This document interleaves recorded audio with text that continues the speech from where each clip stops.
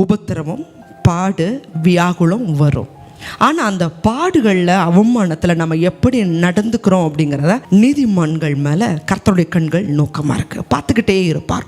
ஏற்ற காலத்தில் தேவன் நம்மளை உயர்த்தும்படிக்கு அவருடைய பலத்தை கரத்துக்குள்ளே அடங்கி இருக்கும் பொழுது நிச்சயமாகவே உயர்த்துவார். அநேகர் இன்னைக்கு தப்பு செஞ்சு பாடு அனுபவித்தா அது நிமித்தம் நமக்கு மேன்மை வராது.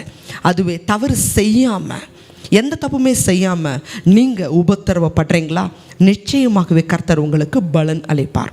கிபி 17ஆவது நூற்றாண்டில் ஜான் பனியன்னு சொல்லிட்டு இங்கிலாந்து தேசத்தில் கிறிஸ்துவின் மேல் உள்ள விசுவாசத்தின் நிமித்தம் அவர் சிறையில் அடைக்கப்பட்டார். எந்த பாவமே செய்யலை. அந்த 17ஆவது நூற்றாண்டில் அந்த சிறைச்சாலையில் அந்த ஜான் பனியன் அப்படிங்கிற மிஷனரி அதிகமாக ஜெபித்தார். அதன் விளைவாக என்ன நடந்துச்சு, தேவன் அதிகமான வெளிப்பாடுகளை அவருக்கு கொடுத்து மோட்ச பிரயாணம் அப்படிங்கிற ஒரு புஸ்தகத்தை அவர் எழுதினார்.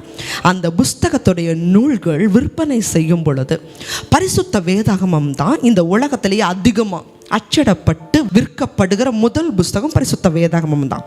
அதற்கு அடுத்தபடியாக இந்த மோட்ச பிரயாணங்கிற புஸ்தகம் 2-3 நூற்றாண்டுகளுக்கு அதிகமாக விற்கப்பட்டது. தேவஜனமே, உங்களுடைய வாழ்க்கையில் கூட அவமானம், வெக்கம், அதை தேவன் உங்களுடைய உயர்வுக்கான ஒவ்வொரு படிகளாக தேவன் வைத்திருக்கிறார். அதனால் கவலைப்படாதீங்க. ஏன் எனக்கு இந்த வெக்கம், ஏன் இந்த அவமானம் சொல்லி வேதனைப்படாதீங்க. அதே அவமானத்தையும் வெக்கத்தையும் உங்களுடைய உயர்வுக்கான படிக்கற்களாக தேவன் மாற்றுவார்.